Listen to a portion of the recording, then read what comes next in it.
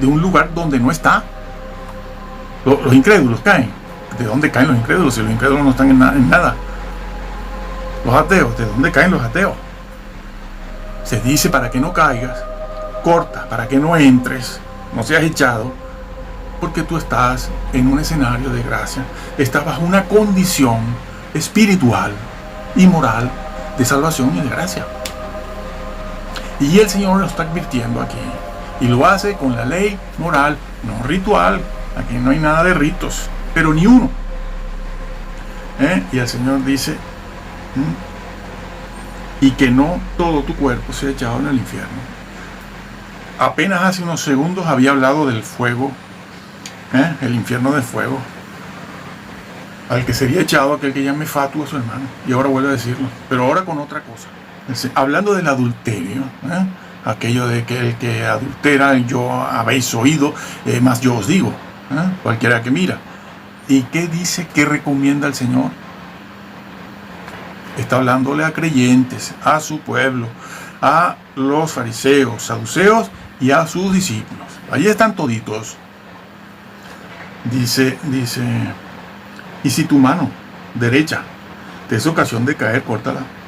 Tu ojo te es ocasión de caer, sácalo. Tu pie también, córtalo, para que no caigas. ¿Y qué dice? Que es mejor entrar sin una mano, sin un ojo, sin un pie, que con toditito, que es mejor entrar sin un pie en el reino de los cielos, que con todito te has echado ¿dónde? Otra vez el infierno. Lo está diciendo. Ese es su tema. Hasta el final. Hasta el final del capítulo 7. Allí, ese señor que no quiso cortar, ese señor que llamaba fatuo a su hermano, porque está en un contexto de iglesia, porque si no, no hay hermano. Se le dice que es mejor que no, que cortes. Más, por allí el Señor dice, para que no caigas. ¿Caer de dónde? Del escenario donde estás. Estás en un escenario que es el escenario de la gracia y la salvación. Puedes caer ahora con otra cosa, con aquello del adulterio. Pero no solo son estas cosas del adulterio, es que ya por el simple hecho de llamar fatuo y racá a tu hermano, ya te haces digno del infierno. Lo dice el Señor. Estos son los que a los que más tarde el Señor le va a decir, apartados de mí, hacedores de maldad, sin ley. Hacedores sin ley. ¿Cuál ley? Esta que te dije que hicieras y no la hiciste. ¿Lo entiendes? Aquella frase nunca os conocí. No pueden sacarla de su contexto. Aunque estos profesores van diciendo eso precisamente. No saquen los textos fuera de su contexto. Y después van y hacen lo mismo. ¿Por qué? Porque tienen que defender el sistema teológico que un día adoptaron. Que es algo distinto al exégesis. No caigan en esos errores. Porque se pierden. Se pierden.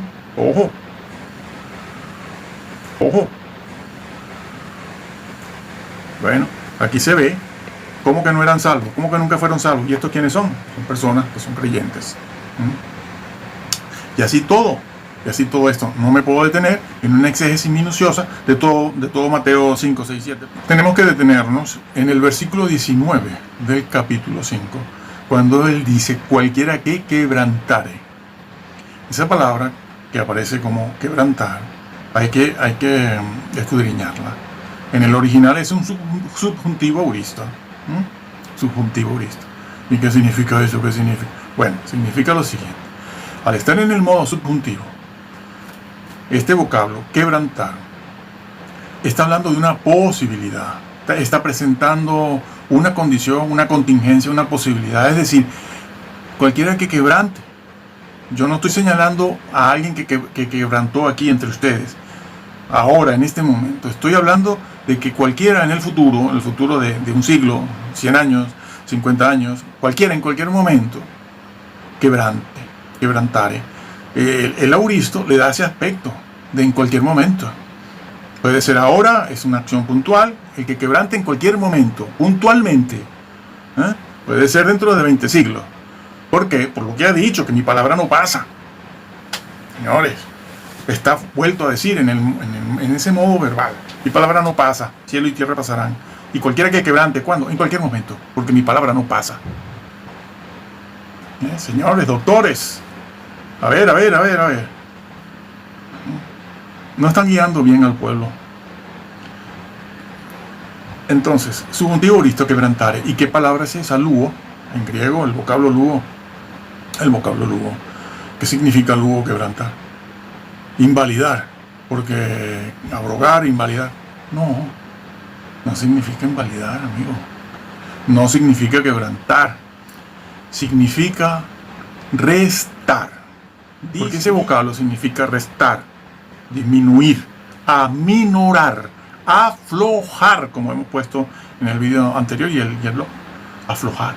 Cualquiera que afloje, dice el Señor, cualquiera que le reste autoridad a uno, porque Él dice uno de estos, los que mencionó, el que le reste autoridad, uno de estos pequeños, por ser muy pequeños, por creer que son muy pequeños, será llamado pequeño también allí. Pero entiéndase esa frase en la manera de hablar hebrea, justo al momento, justo ahí dice: si vuestra justicia no fuere mayor, no entran en el reino. No entran. Entonces tienes que poner las dos piezas. Si te quedas con una, caes en una herejía tremenda. Pero queremos entrar al cielo. ¿Sí? No. Ten cuidado de ti mismo y de la doctrina, pues haciendo esto te salvarás a ti mismo y a los que te oyeren. Ten cuidado de ti y de la doctrina. La doctrina salva. Cualquiera que reste, disminuya autoridad, disminuya, aminore, afloje la rigidez, la verdad de uno de estos mandamientos, no entra si vuestra justicia no fuere mayor.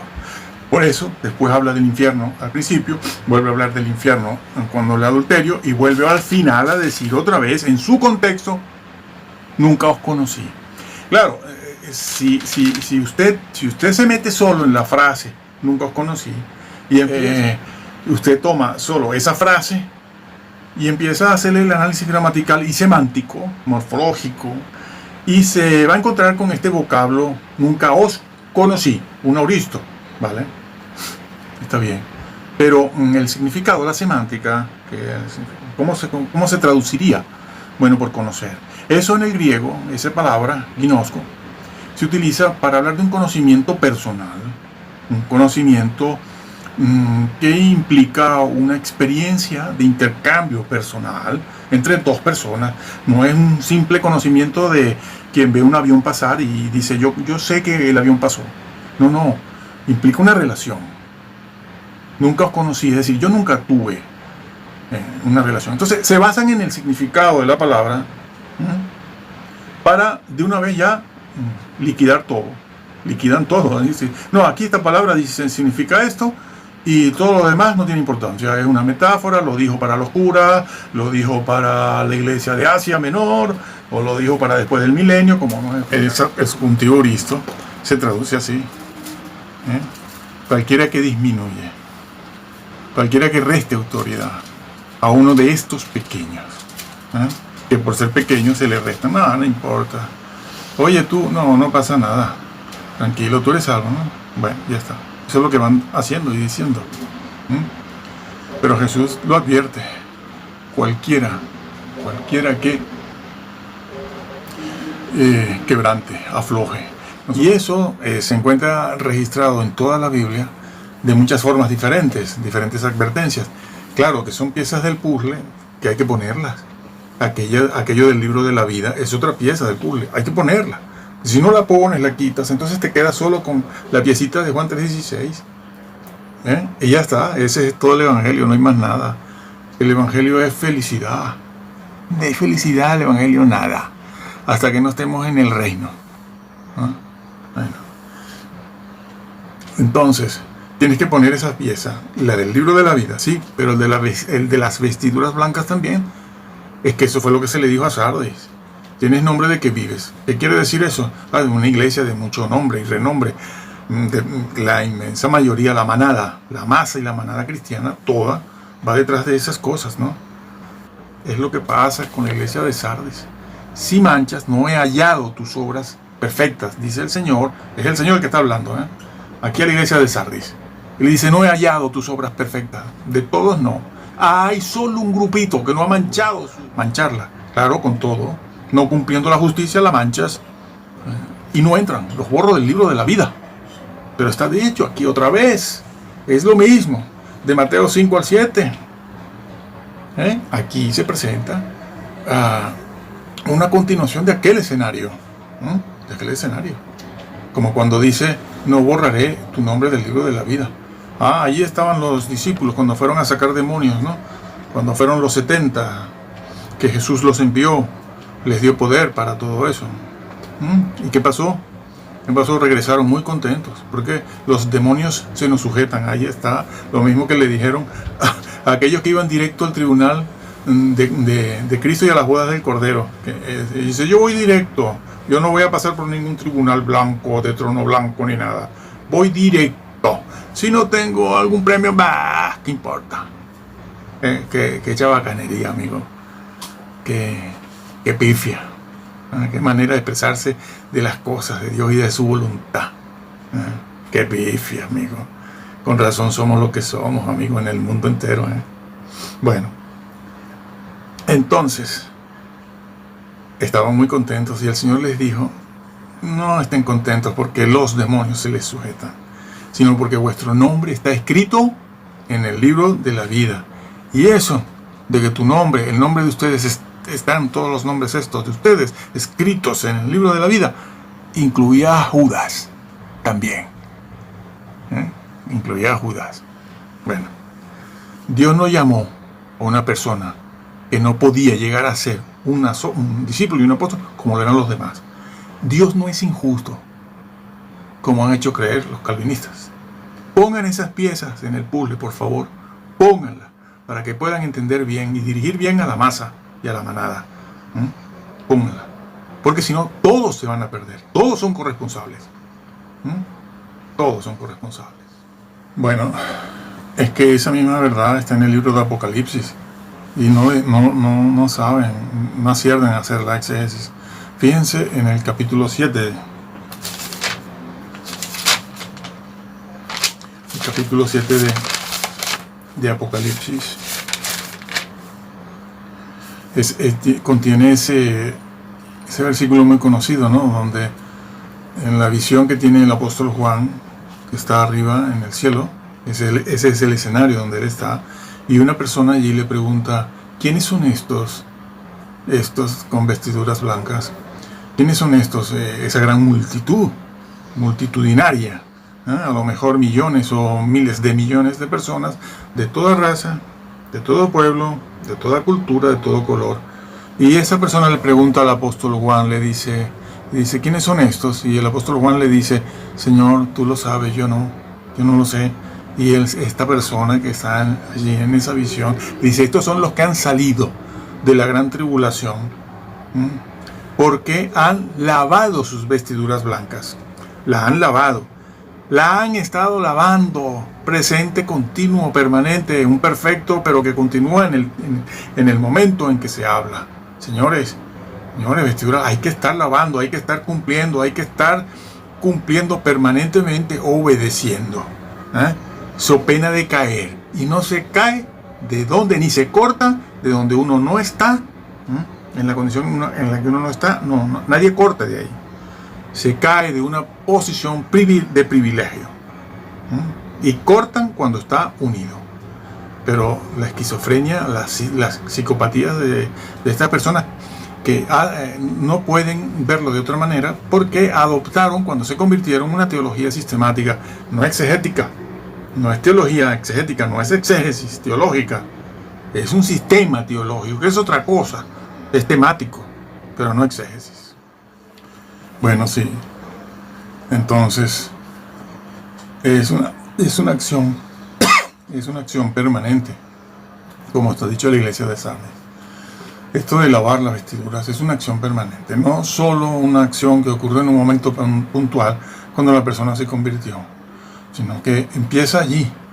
Esa es la voluntad de Dios, la santificación. Esto está relacionado con la santificación. El proceso de santificación, que habla no de la posición judicial, sino de la condición espiritual. La condición espiritual varía. Se puede entristecer el Espíritu Santo hasta apagarlo. ¿Qué pasa si lo apagas? Estos señores, estas personas te van a decir, no pasa nada. Lo que dicen siempre, porque les interesa que tú estés allí. Porque eso le da notoriedad a ellos, aparte de que tú diezmas o entregas el diezmo y vas detrás de ellos siguiéndolo. Y eso les da a ellos el alimento para el alma, para poder vivir. Ten cuidado, lee la Biblia, créela tal cual te la encuentras, E hicimos muchas cosas más, resucitamos muertos y todo esto. Y el Señor les dice eso, os conocí apartados de mí. Esa frase no se puede entender si se saca de su contexto. Eso que está muy de moda y que todo el mundo lo usa, ¿no? Un texto fuera de su contexto es un pretexto. Hay varios modelos de frases creadas con esto que acabo de decir. Con esto que acabo de decir.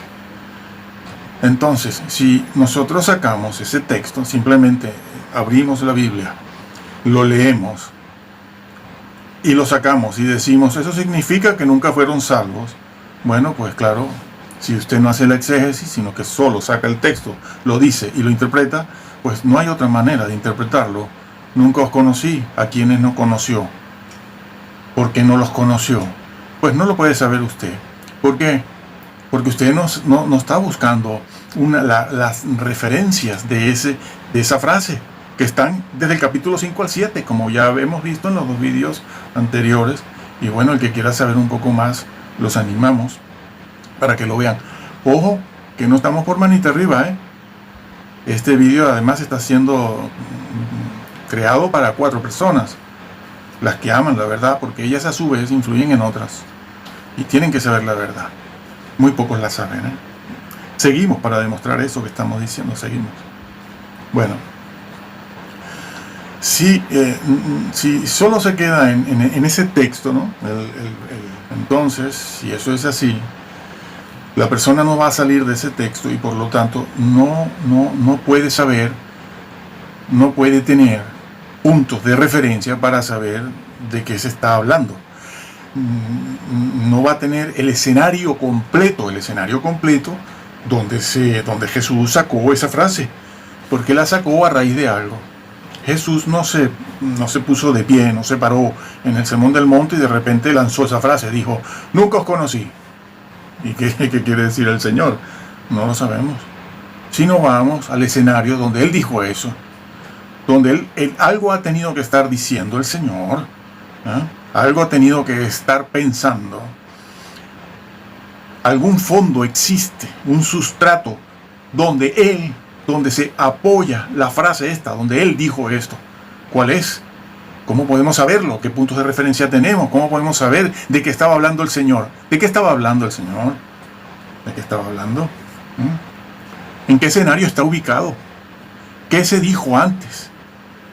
Hay todo un discurso, amigo. Hay todo un discurso.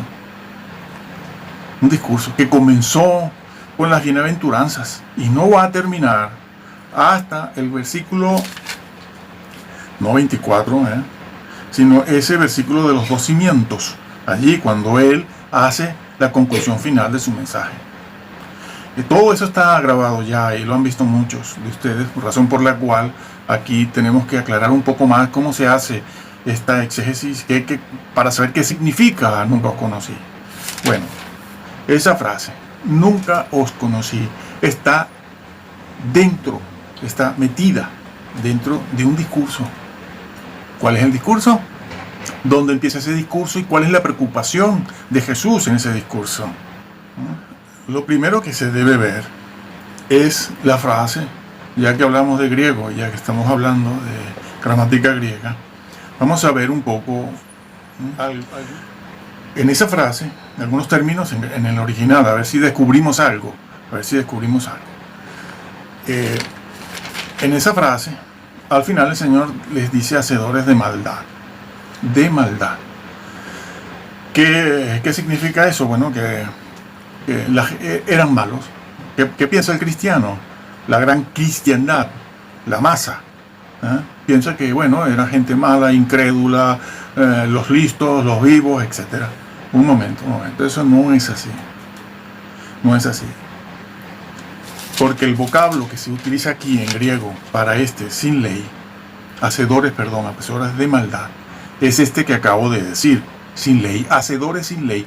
Incluso hay quien traduce hacedores o no hacedores o quebrantadores de la Torá, entendiendo como Torá no la ley ritual, porque en el mensaje, en todo el Sermón del Monte, nunca, ni una sola vez se habla de la ley ritual, ni una. Todo es ley moral que tiene que ver o que es consecuencia de la santidad y la justicia de Dios. Es que Él lo va a decir, el Señor habló de la justicia aquí y habló de la ley moral, todo es ley moral. Aquí no hay ley ritual como les gusta decir a los calvinistas, ¿no? Y bueno, y sin ser calvinistas, los cristianos en general no les cuesta mucho tragar esto, tragar lo que está escrito, porque está escrito como ya vimos anteriormente y estamos viendo ahora hoy otra vez. La palabra es hacedores sin ley. Hacedores sin ley no es simplemente, bueno, yo me porto mal. No está diciendo eso. Está hablando de la ley. Entonces hay que meterse en ese contexto. Nomos, la palabra nomos. Otros dicen nomos es igual. ¿Cómo lo pronuncies? Lo importante es que se sepa lo que dice esto aquí. Lo que quiere decir. Hacedores sin ley. Hay traducciones que lo ponen así, hacedores sin ley. O quebrantadores de la Torá. ¿Es correcto? Claro que sí. ¿Por qué? Porque dentro de la Torá está el Decálogo, que es precisamente el Sermón del Monte. Es que el Sermón del Monte no es otra cosa que el Decálogo. Claro que el Decálogo, como lo tenemos en Éxodo 20, escrito allí, hacedores sin ley. ¿Y de qué ley viene hablando? Hombre, todos sabemos. Empieza allí en el capítulo 5. No he venido a abrogar la ley, sino a cumplirla. Ya eso lo vimos en los vídeos anteriores, donde se explicó que eso de abrogar o quebrantar, invalidar, es un infinitivo auristo. Y Jesús estaba diciendo allí, en el capítulo 5, versículo 17, estaba diciendo, no he venido a invalidar. ¿Cuándo? Nunca, yo no vine a invalidar la ley. ¿Cuál ley? Lo va a decir un poco más abajo, versículos posteriores lo dice. ¿Cuál ley? Lo dice cuando dice, si vuestra justicia. No lo saquen del contexto, porque claro, también estos versículos lo sacan del contexto. No he venido a abrogar la ley, sino a cumplirla. Y sacan esos versículos del contexto. Dice, bueno, la ley que la cumple Jesús solo. No. Es la ley que Él vino a cumplir porque nosotros no podemos. Dicen, salvo siempre salvo. Ponen solo esa pieza del puzzle. Esa pieza del puzzle que solo tiene un par de versículos. Los otros versículos que hablan y que complementan esa verdad, no los ponen. ¿Por qué? No, eso de las vestiduras blancas, no los ponemos, no, porque aquello del libro de la vida, no, tampoco, no. Y así van, quitando todo, descafeinando la Biblia y la teología. Y luego dicen que son teólogos, y luego dicen, Él vino a cumplirla. Y luego sigue su discurso, hablando de la ley. Porque todo lo que va a decir Jesús, desde el capítulo 5 al 7, se relaciona con ese vocablo nomos. Complemento la idea del vocablo nomos. Ese vocablo nomos es el que se emplea aquí también cuando Jesús dijo, no he venido a abrogar la ley. Allí está nomos. No se trata solo de la maldad. No está hablando solo de que hacedores de maldad. No cumples la ley. Yo he venido a cumplir la ley. Y si vuestra justicia no fuere mayor que la de los fariseos, vosotros tampoco entraréis. ¿A quién le estaba hablando? A sus discípulos, a su gente, al pueblo, a los que le seguían, a los 12, y ya sabemos que había más de 12, pero los 12 eran los que habían sido de manera especial elegidos como los apóstoles. A todos ellos. Y hace un contraste Jesús. Si vuestra justicia no es mayor que la de los fariseos, ¿de qué justicia hablas? ¿De qué justicia? Ley, de la ley. Porque la ley es justicia. Piénsese, tómese nota, bien, dice la Biblia, dijo el apóstol, que Jesús había subido al madero, había llevado su cuerpo sobre el madero para que, muertos nosotros a los pecados, vivamos a la fe, vivamos al arrepentimiento. No, hombre, no cambien la Biblia, señores.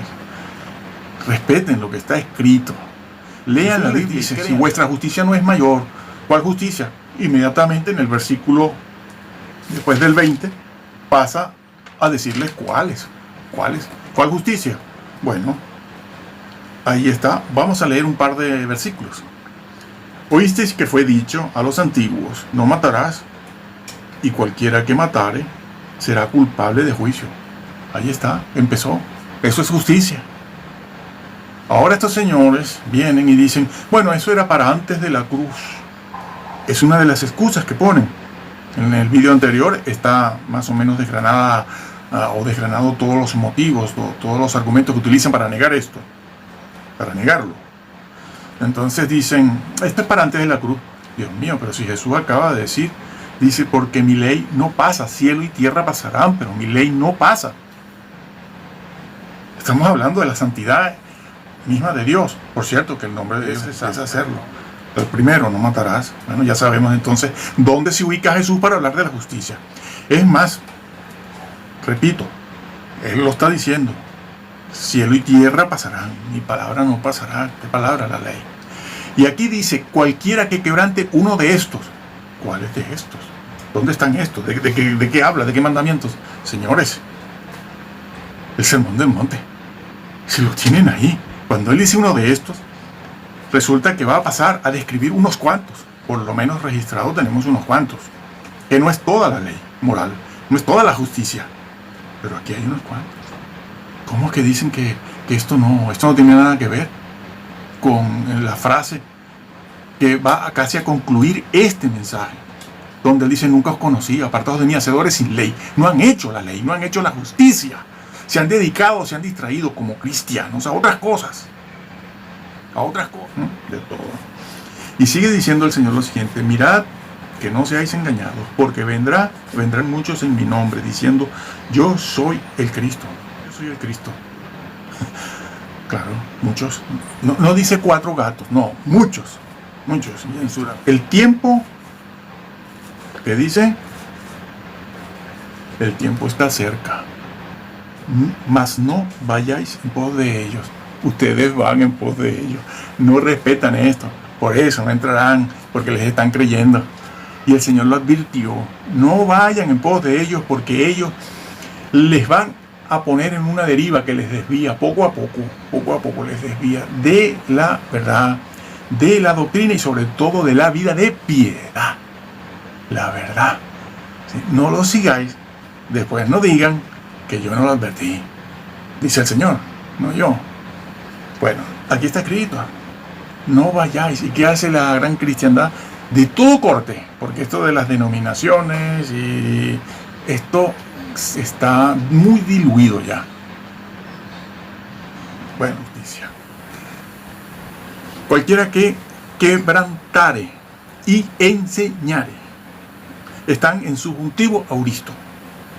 A ver, doctores. Pero esa advertencia, esa situación que se presentó en el versículo allá 24. Pero yo os digo, oísteis que fue dicho, no matarás, pero yo os digo, que cualquiera que se enoje contra su hermano, que es lo que está haciendo este señor, insultando a esta gente, será culpable de juicio. Está hablando otra vez. Claro, está hablando de justicia, está hablando de ley, está hablando de juicio. Señores, por Dios, todavía. Y cualquiera que diga necio a su hermano será culpable ante el concilio. Dice, bueno, perderá un premio, una perla, un diamante de su corona. No va a tener premio. No dice eso. Jesús no está hablando aquí de premios para nada. ni está hablando de leyes rituales para nada, ni está hablando en este texto y contexto desde el 5 hasta el 7. No habla de la salvación nunca dice cómo ser salvo, nunca dice cómo, nunca hacen llamado al arrepentimiento para conversión. No habla en estos capítulos de ser salvos, sino de cuidar la salvación a través de una conducta justa. Lo leo. Será culpable ante el concilio, es decir, va a enfrentar un juicio, va a ser hallado culpable. Lo está diciendo el versículo. Culpable, lo dice. Y cualquiera que le diga fatuo, la famosa palabra racá, a su hermano, quedará expuesto, perderá algún premio. No, hombre, no. Salvo siempre salvo, no. Queda expuesto al fuego del infierno. Lo está diciendo claro, yo soy salvo. Yo no estoy diciendo que no sea salvo, dice el Señor. Te estoy diciendo lo que tienes que hacer como salvo. Te haces culpable. ¿Por qué? Porque antes no lo eras. No eras culpable. Pero caíste en una situación donde te hiciste culpable. Hablando de eso, resulta que más abajo, en el mismo sermón